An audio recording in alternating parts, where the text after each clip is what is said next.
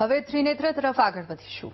હવે અમદાવાદમાં પાણી નહીં ભરાય, અમદાવાદીઓએ ચિંતા કરવાની જરૂર નથી, આવું તાજેતરમાં જ સરકારના એક મંત્રી કહેતા હતા।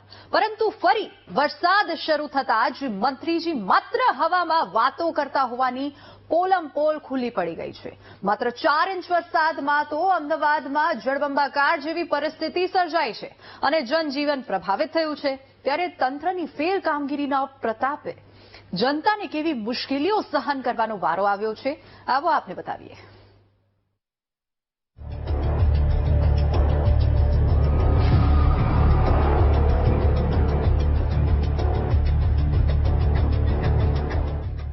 માત્ર 3 ઇંચ વરસાદમાં જળબંબાકાર।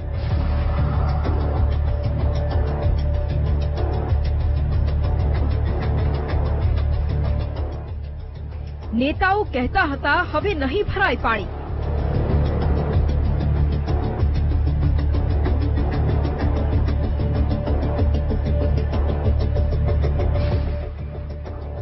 વરસાદે ખોલી નાખી નેતાઓની પોલમપોલ।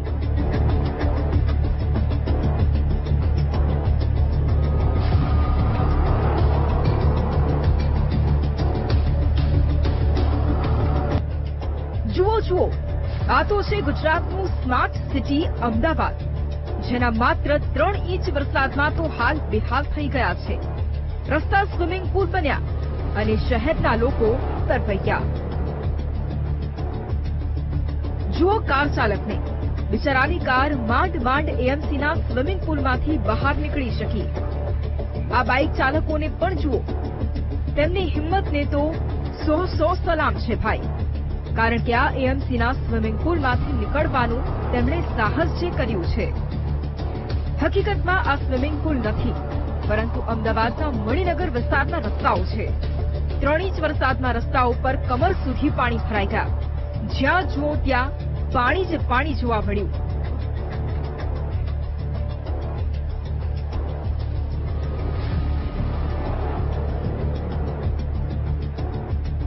દ્રશ્યો ભૈરવનાથ 4 રસ્તા પરના છે। અહીં દર વર્ષે વરસાદી માહોલમાં પાણી ભરાઈ જાય છે, જેના કારણે શહેરીજનોને મુશ્કેલીઓ વધી જાય છે। ભારે વરસાદને કારણે રસ્તા પર પાણી ભરાતા બિચારા વાહન ચાલકોના હાલ બેહાલ જોવા મળ્યા। બાઇક સ્કૂટી બંધ પડી જતા ઓફિસે જતા લોકોને સવારમાં જ પોતાના વાહનો પાણીમાંથી ધક્કા મારીને બહાર કાઢવા પડ્યા। ઓફિસ તો દૂર રહી, ગેરેજ શોધવાની ફરજ પડી।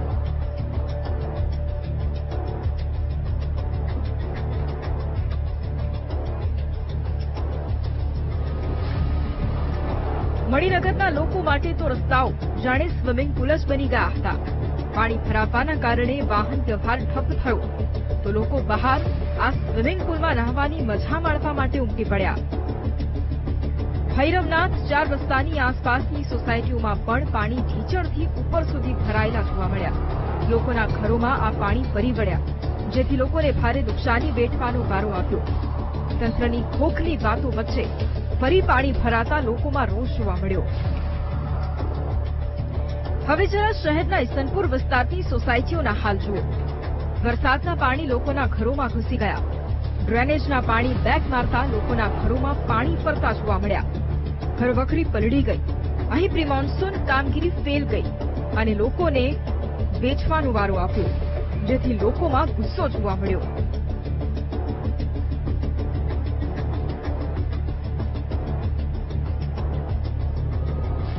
કેટલા વર્ષોથી પાણી ભરાય છે, જ્યારથી અમે અહીંયા પગ મૂક્યો છે ત્યારથી અમે પાણી જ જોયું છે। દર વર્ષે પાણી ભરાય છે, જેનો કોઈ નિકાલ નથી થતો। વરસાદના પાણીનો નવો રોડ બન્યા પછી પણ એએમસી વાળા કહે છે કે નવો રોડ બનશે, સોસાયટીમાં પાણી નહીં આવે, પણ સેમ સિચ્યુએશન છે, કોઈ જાતનો ફરક અમને દેખાતો નથી અને દરેક મુશ્કેલીઓનો સામનો કરવો પડે છે।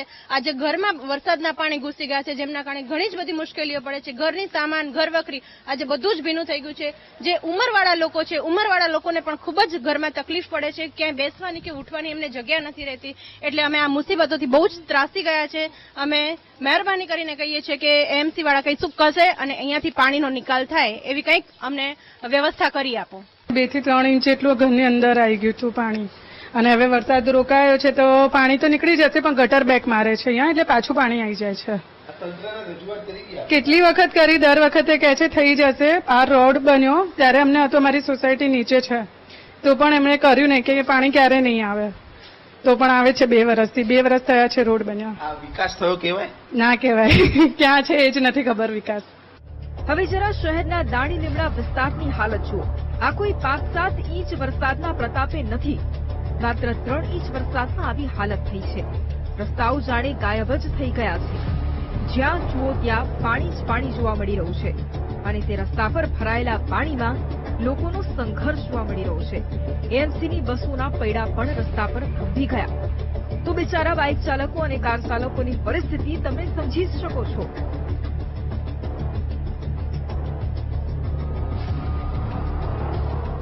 પાણી ભરાઈ ગયું પાછળ સાલેસરમાં.